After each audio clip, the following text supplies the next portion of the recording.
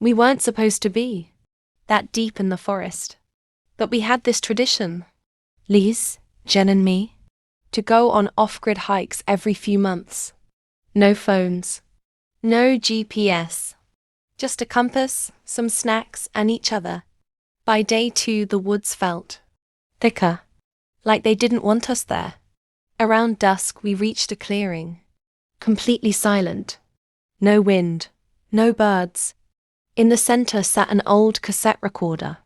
It was worn, half buried in moss but intact. Inside was a tape labeled, "Play Me." Liz joked it was cursed. Jen told me not to touch it, that something about it felt like it was meant for us. I pressed play. The tape started with static, then our voices. Luis. Okay. We're near the stream. Should be just up ahead. Jen. Wait. What's that on the tree? It was us. From earlier that day. Word for word. Then came my voice. It's another tape. But I hadn't said that yet. The next side clicked on by itself. Now it was Jum's voice. Screaming. Horrified. Then silence. And the sound of something being dragged.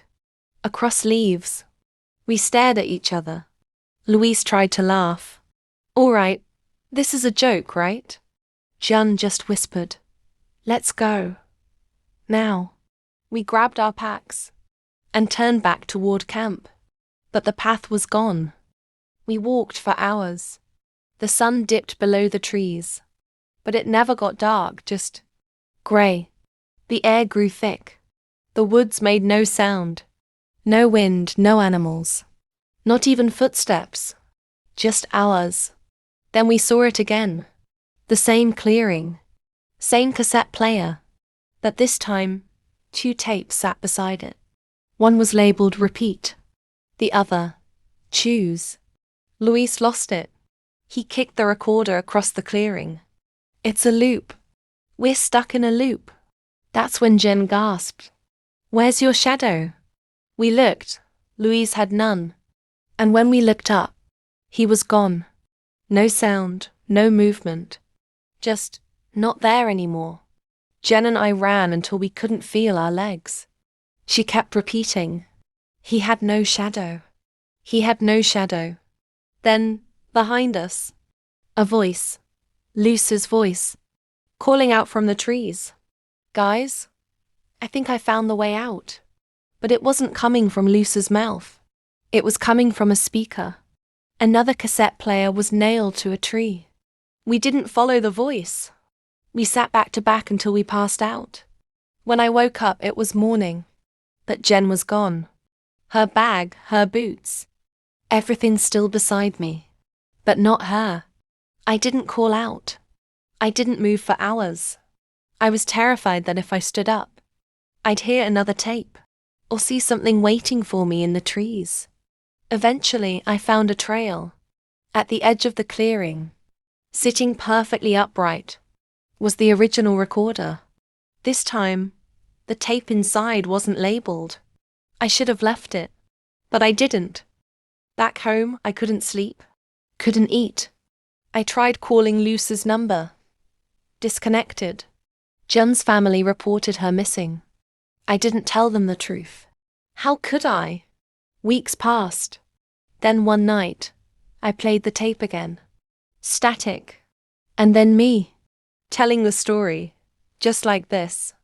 Every word, every pause exact.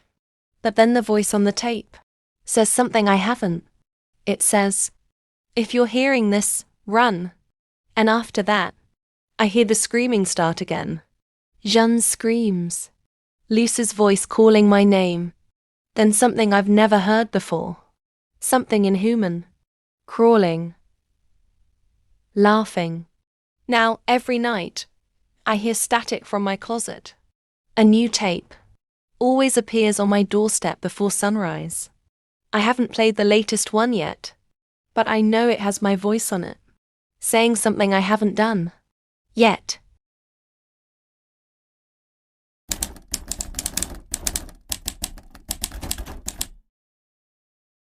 It was 3:12 a.m. when every phone in our cul-de-sac buzzed at once.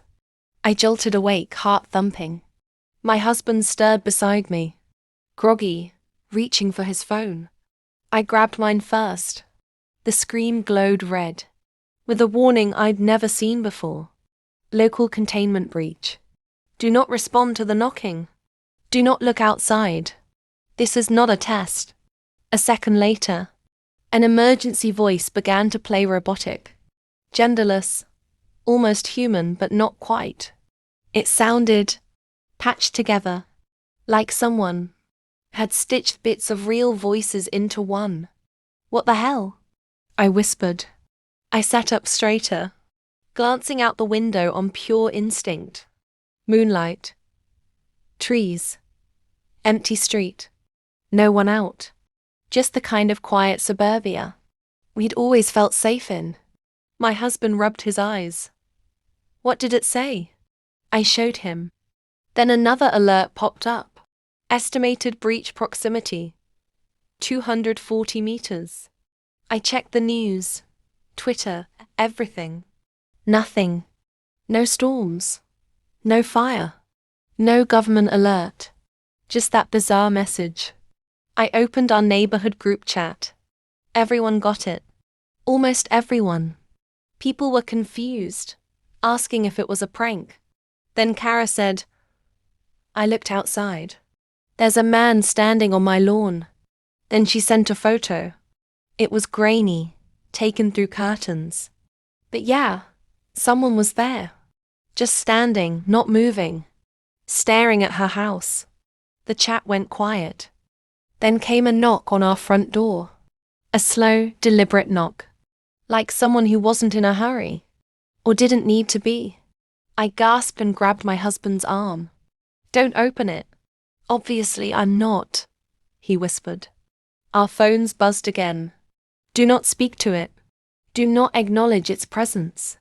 Shelter in place. Back in the group chat, Mike sent one last message. Mike, I opened my door. There's nothing there. But now my power's out. My phone won't charge. Even my flashlight's dead. Then, nothing. He stopped responding. We heard it again. Knocking. Now from the back door. Then the garage. It was moving around the house. Another alert came in. Estimated breach proximity, 0 meters. And then the voice again. But this time, it was inside my head, whispering, don't answer the door, no matter what voice it uses. The knock came again. Then a voice called out, Mom, it's me. Please open up. It was my son's voice, but he was at my sister's, 3 hours away. I almost screamed. We turned off the lights, pulled the curtains, sat in total silence.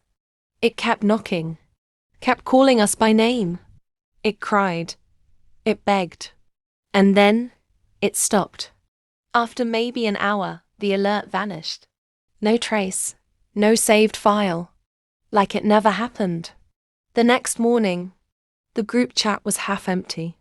No Mike, no Kara, no replies. Their houses looked the same, but no one answered.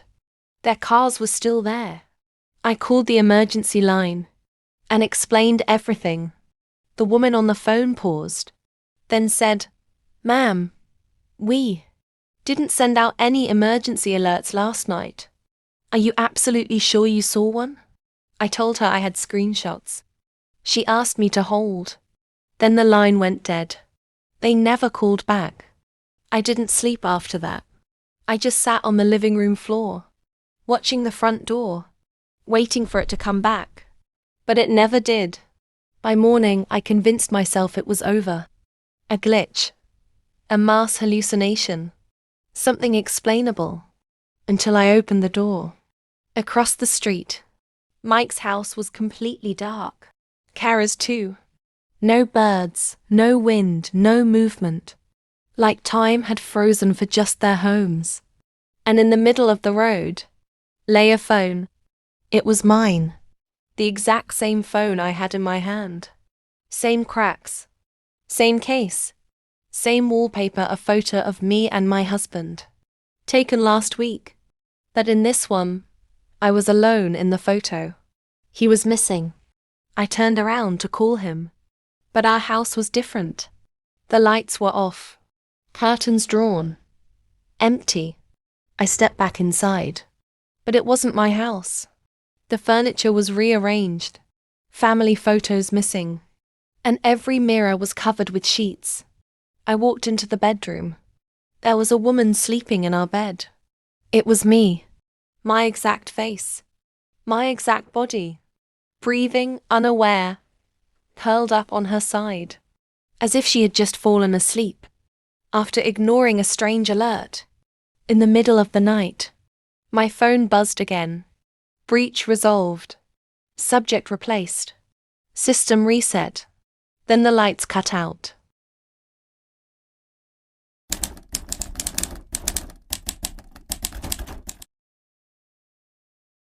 Everyone in our town hears it. A faint bell, ringing softly at midnight.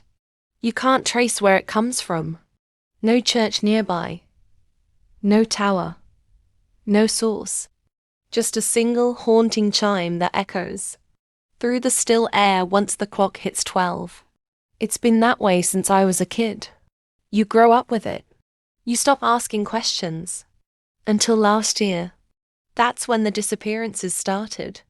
It began with an old man named Lolo Dante. He lived alone near the edge of the rice fields. Everyone knew him. One day, he stopped showing up to the sari store. People checked on him.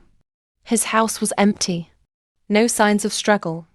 But the oddest thing, his neighbor said Lolo Dante had told him, a week before, that the bell had gone silent.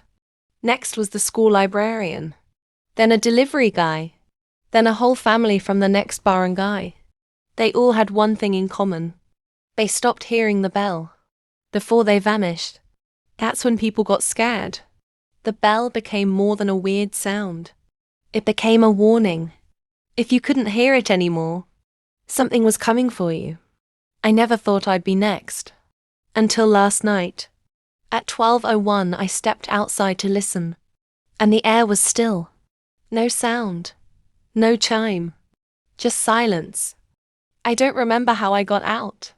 All I know is, when I opened my eyes, it was already morning. I was lying outside, covered in mud and rice husks, as if something had dragged me from the house and left me there. The door was shut.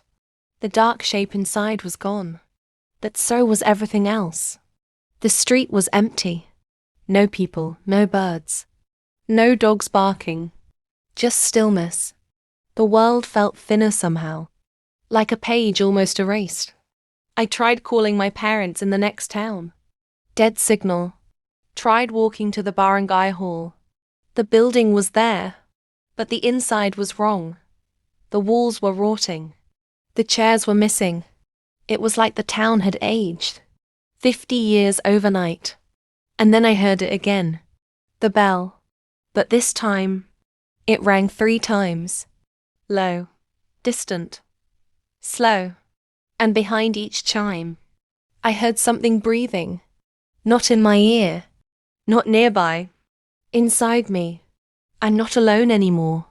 Something followed me back. Or maybe I crossed over. I don't know what's real now. Only that every night, more of the town disappears. Not people, everything. Homes, roads, memories. Like it's being erased one ring at a time. So if you still hear the bell where you are, cherish the sound. Because once the bell goes silent, you're next. I stood frozen, straining to hear anything. I told myself, maybe the wind was just carrying it away. Maybe I missed it by seconds. But deep down I knew. The silence was meant for me. I didn't sleep. Just laid in bed with my eyes open. Lights on. Waiting. By morning, my phone had 0 signal. Not just bad reception. Nothing. Even the FM radio only hissed static. I opened Facebook. All the posts stopped updating after midnight.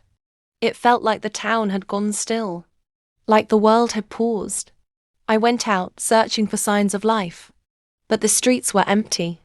I checked in on my friend Rico. He didn't answer the door. Through the window, I saw his phone on the table, screen cracked. And something else. On the wall, written in what looked like charcoal, were the words, "He listens when you don't." Then I heard it. Not a bell this time. Footsteps. In my house. I ran back, but it was too late. The front door was wide open. And inside, something was waiting. Not a monster. Not a man. Just a dark shape, standing perfectly still. Then I heard the bell. Not outside. From behind me. It only rings for the ones it's already chosen.